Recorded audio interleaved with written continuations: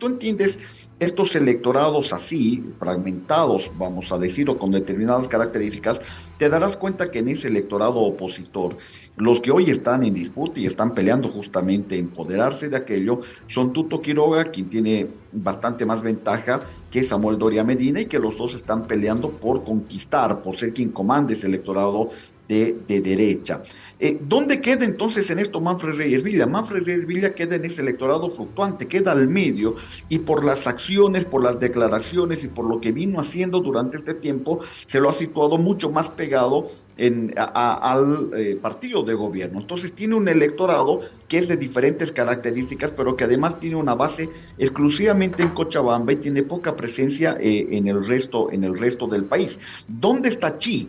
Está en este electorado fluctuante, o sea, no responde a ese electorado tradicionalmente opositor. Y Chi además también es uno de los que perfora el electorado del movimiento al socialismo. Como verás, en eso es muy poco difícil que llegue a darse ese tipo de uniones o de aglutinamiento en relación a que todos los candidatos que no son del MAS deban estar juntos. No responden a las mismas características, no responden al mismo electorado y mucho menos también a un discurso que por ahí los puede hacer como un grupo de unidad, y me refiero principalmente a Manfred y a Chi. Al bloque de rivalidad, ahí no existe un bloque de unidad, ahí existe un Tuto Quiroga que quiere ir para presidente como dé lugar y un Doria Medina que quiere ir también para presidente como dé lugar y que encima se toma el atrevimiento de querer hablar de cómo manejar bien la economía cuando él se ha hecho rico con plata de la privatización en su momento y de la capitalización. Ahí no hay bloque de unidad de ninguna manera, ahí lo que hay es un bloque de rivalidad donde cada uno se está sacando los trapitos al sol. Nuestro expresidente número 33 del Comité Pro Santa Cruz está mostrando cabalmente una actitud de unidad, una actitud de desprendimiento, una actitud grande ante un país que hoy requiere cabalmente gente grande para tomar decisiones grandes. Hoy día, sin lugar a duda, una aspiración personal de nuestro gobernador Luis Fernando Camacho secuestrado está diciéndole al país: depongo mis actitudes personales, depongo mi aspiración, mi ambición para crear más unidad entre todos. Cada día está avanzando esa unidad.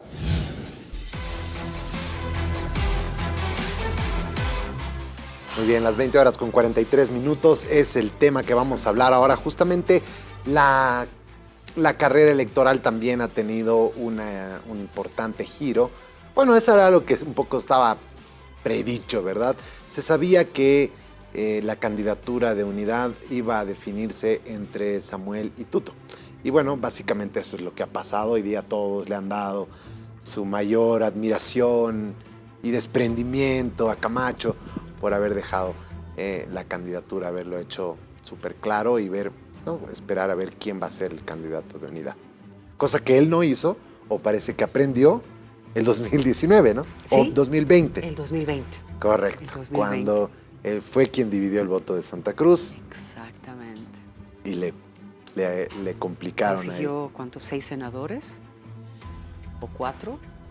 No recuerdo muy bien. No me acuerdo, sí. Pero sí que luego logró lo dejaron, una. ¿no? Y luego en ya. Santa Cruz fue una votación enorme, Sí, ¿no? sí. Entonces, claro, eso, los votos que se fueron a Camacho se hubieran podido ir a Mesa. Pero bueno, ahora estamos en otra coyuntura. Vamos a saludar a nuestros entrevistados. Tenemos al doctor Franklin Pareja, analista político. Buenas noches, Franklin, bienvenido. Hola Jorge Luis, Soraya, qué gusto saludarles. Lo propio a Israel Mérida, que todavía no tenía el gusto de conocer. Un saludo muy cordial para todos. Justamente también saludamos a Israel Mérida, nos acompaña por primera vez en Fuego Cruzado. Israel, un gusto saludarle, bienvenido a Fuego Cruzado. Jorge Luis, el gusto es todo mío. Un saludo a Soraya del señor Pareja también. Gracias por la invitación. Presto y contento de estar con ustedes. Bien, vamos a empezar con el doctor Pareja. A ver, Franklin, teniendo en cuenta la actual situación, nosotros introducíamos un poco el tema de hoy, hablando de hacer leña del árbol caído, que es lo que se está un poco haciendo con Luis Arce, con esta pésima semana, que no solamente ha sido una falta de dólares que han derivado en una crisis de combustibles galopante, que ha enfurecido a todo el mundo, que además ha generado especulación, ha generado un alza masiva de precios. A eso sumarle las lluvias, los derrumbes, los caminos en pésimas condiciones debido a las lluvias y demás que han impedido que por la vía normal pueda llegar alimentos a La Paz, causando molestia, peleas. La situación realmente ha derivado en un caos absoluto que ha obligado al gobierno a pedir tiempo fuera y pedir que las fuerzas políticas puedan reunirse para poder ver la forma de encontrar una salida para garantizar las elecciones, además fue lo que dijo la ministra Prada, pero también para garantizar el combustible. ¿Cómo ves tú este momento en el que se le solicita a Luis Arce declinar su candidatura y enfocarse no en una campaña política, sino en mantener adelante el gobierno?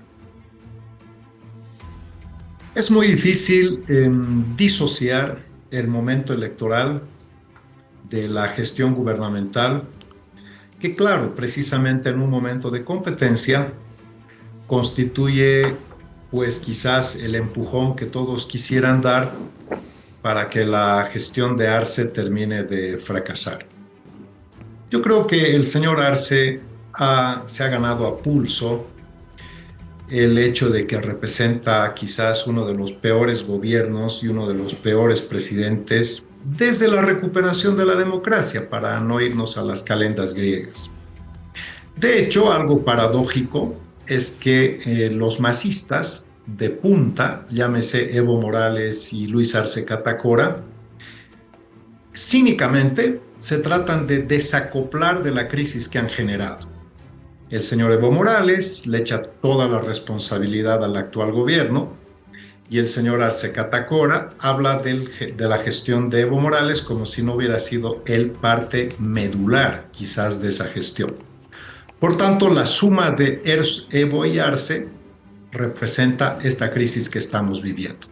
Ahora bien, tú bien mencionabas de que esto constituye un momento extremadamente crítico donde creo que habría que buscar y actuar con otro talante. El diálogo necesariamente debería haber sido un recurso no tardío, sino de principio, porque el señor Arce Catacora entendía perfectamente que esto que está sucediendo iba a ocurrir. De tal manera que siempre, o por lo menos desde el principio, se pedía un diálogo multisectorial, multinivel y también multidisciplinar. Básicamente los temas a tratar estaban enfocados a la imposibilidad de continuar con un modelo que a todas luces iba a fracasar porque sobre todo se sustentaba en el gasto y no necesariamente en la inversión, que es lo que de manera forzada tratan de dar a entender de que además constituye un éxito. Yo pienso que la convocatoria al diálogo es, desde un punto de vista filosófico, buena, necesaria, pero extemporánea, tardía y además muy mal llevada, es decir, cita a los actores políticos 24 horas antes. Eso no se hace. Un diálogo serio tiene que tener, para empezar, una agenda pactada, puntos claramente establecidos, una metodología. Esto parece algo así como un conversatorio donde van a salvar la democracia. ¿Qué es lo que van a salvar? Si realmente quisieran salvar la democracia, yo creo que se deberían pactar los puntos centrales y fíjense, en mi criterio, lo que yo vengo repitiendo por activa y por pasiva, es que el punto número 1 de cualquier certidumbre democrática debería ser el cese inmediato de los 5 magistrados, ex magistrados autoprorrogados. Mientras esos señores estén en ese cargo, están tutelando la vida administrativa, económica, política y también electoral del país. Esa es la única fuente de poder que tiene el gobierno y lógicamente a partir de esa instancia absolutamente nada está garantizado en el país. Así que si se quiere realmente trabajar por restablecer márgenes o estándares mínimos de estabilidad democrática, primero hay que partir por la institucionalidad constitucional y después recién avanzar en los otros temas para hacer lo que están diciendo, salvar este momento difícil y por supuesto no ahondar la crisis. Me quedo ahí para describir posteriormente otros puntos que considero relevantes.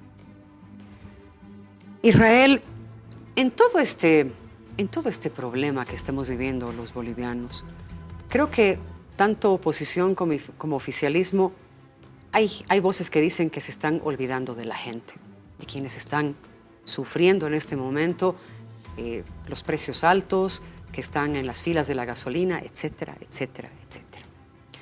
Israel, ¿consideras tú que este encuentro es atemporal? ¿Consideras tú que este encuentro debería tomar en cuenta más bien a la población y no a intereses personales?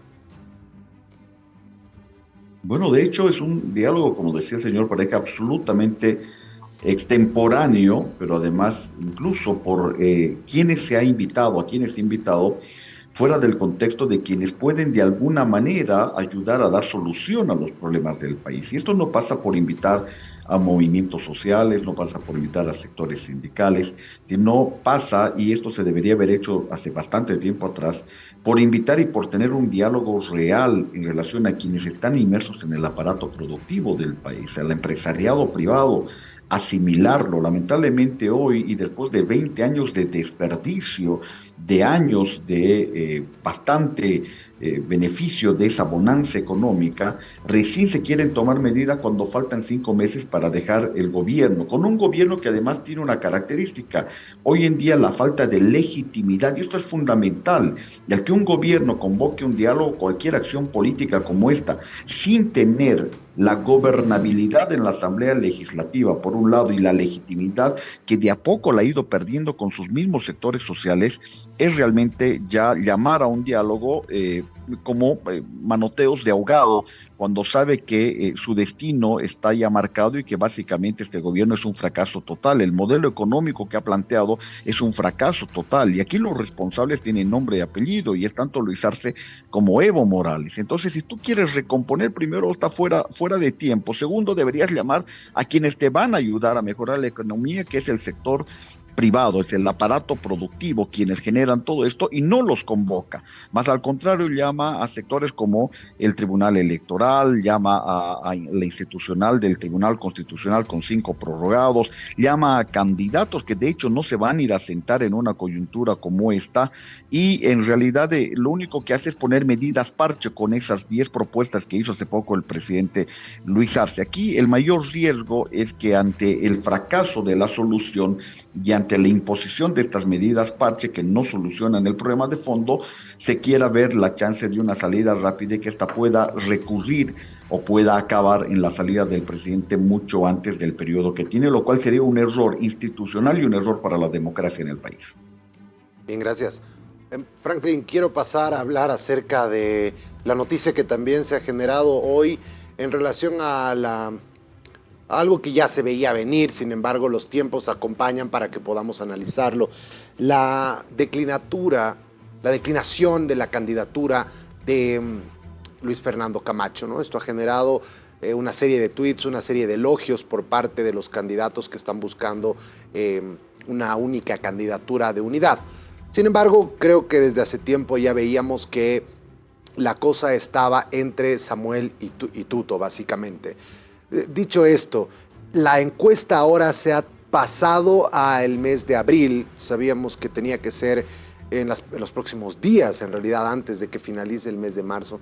Sin embargo, ahora la postergan un poco a abril, tratando de evitar o de estar lo más cerca posible al inicio de las candidaturas y al inicio de la campaña electoral, que inicia oficialmente el 17 de mayo, cuando se van a conocer oficialmente las candidaturas. Entonces, dicho esto, ¿tú consideras que, a pesar de todo lo que están diciendo cada uno, que no importa quién sea que no importa cuál sea el resultado, o tratan de no opinar del resultado en todo caso? Dicen, yo sí voy a ir, yo estoy seguro que voy a hacer. Parece además que están ya con un equipo, están invirtiendo en publicidad y demás. ¿Tú ves que este candidato único de oposición vaya a mantenerse, o ves la posibilidad de fragmentarse en estas dos candidaturas que lo están dando todo? Es que visto el panorama así como está, no hay un candidato único. este grupo o esta alianza que se ha conformado entre Samuel Doria Medina, el señor Jorge Quiroga, la señora Amparo Balivián, el señor Luis Fernando Camacho, se ha sumado don Vicente Cuellar, en fin. Claramente sabíamos de que al final esto se iba a decantar entre don Samuel Doria Medina y don Jorge Tuto Quiroga. Pero el que se haya bajado de la competencia el señor Luis Fernando Camacho no es una cuestión menor. Yo considero que no tiene ningún fuelle nacional el Luis Fernando Camacho, nunca lo tuvo. De hecho, eso ha quedado claramente demostrado en la elección del 2020, cuando se demostró que su irradiación no pasa a Santa Cruz. Pero eso sí, él imposibilitó un mejor desempeño político de lo que eventualmente era la oposición a la cabeza de Carlos Mesa. Porque en comportamiento electoral hay que tener en cuenta que para ganar una elección nacional hay que ganar mínimamente una plaza del eje y sacar 1 o 2 segundos puestos. Pero en este caso, el señor Mesa fue privado de la única posibilidad que tenía de vencerle al MAS en el eje, que era Santa Cruz. De tal manera que el corresponsable del retorno del MAS en alguna medida es Luis Fernando Camacho. ¿Y qué es lo que él quiere? Él tiene que apoyar algún proyecto que le garantice en el mediano plazo recuperar su libertad, porque el señor Camacho es un preso político, Se han cometido una verdadera tropelía contra el señor Camacho, se lo ha secuestrado en Santa Cruz, se lo ha encerrado en Chonchocoro como si fuera un peligroso o un delincuente de máxima peligrosidad. De tal manera que Camacho, me imagino que con la fuerza de la penuria estará entendiendo que ya no está para hacer experimentos y mucho menos para él ser un punta de lanza en una situación que, lejos de ser conveniente, más bien le puede ser perjudicial. Al mismo tiempo, es importante que los candidatos de oposición, o es importante para los candidatos de oposición, tener precisamente una presencia importante en Santa Cruz, porque Santa Cruz tiene un peso específico muy importante en número de asambleístas, pero sobre todo en concentración del voto, y esa es la plaza que se le puede disputar fuertemente al MAS, y yo creo que esa plaza el MAS va a perder con un gran margen. Entonces, por eso es la disputa del momento. Pero fíjate, y con esto cierro mi idea, Jorge Luis, la oposición no es el bloque que nos plantea Jorge Quiroga y don Samuel Doria Medina únicamente.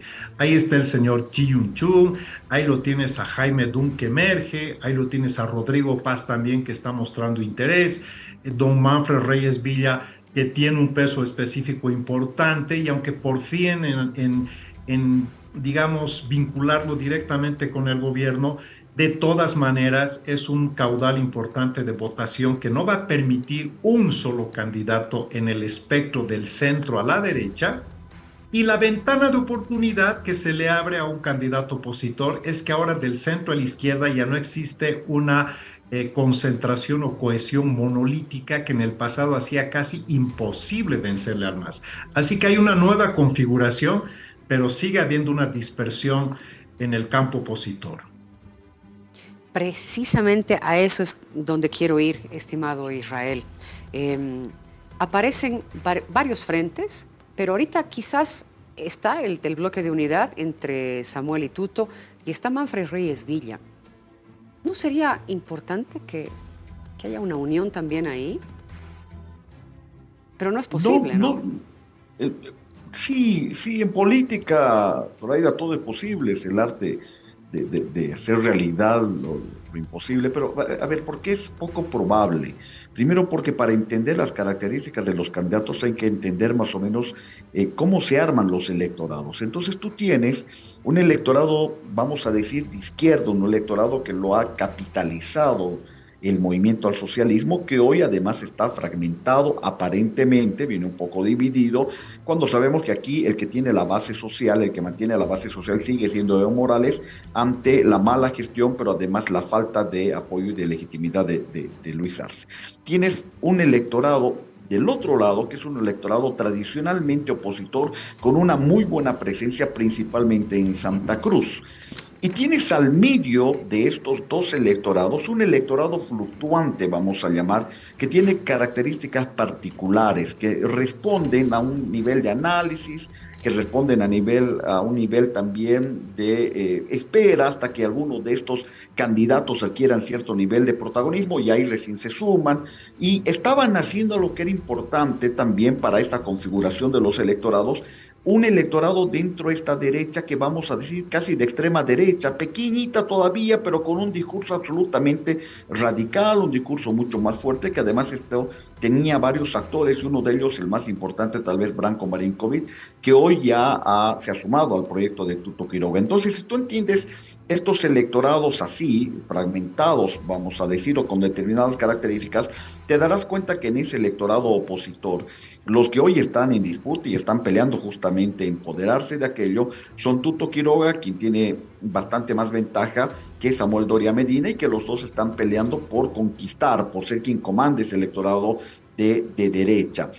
¿Dónde queda entonces en esto Manfred Reyes Villa? Manfred Reyes Villa queda en ese electorado fluctuante, queda al medio, y por las acciones, por las declaraciones y por lo que vino haciendo durante este tiempo, se lo ha situado mucho más pegado al partido de gobierno. Entonces tiene un electorado que es de diferentes características, pero que además tiene una base exclusivamente en Cochabamba y tiene poca presencia en el resto del país. ¿Dónde está Chi?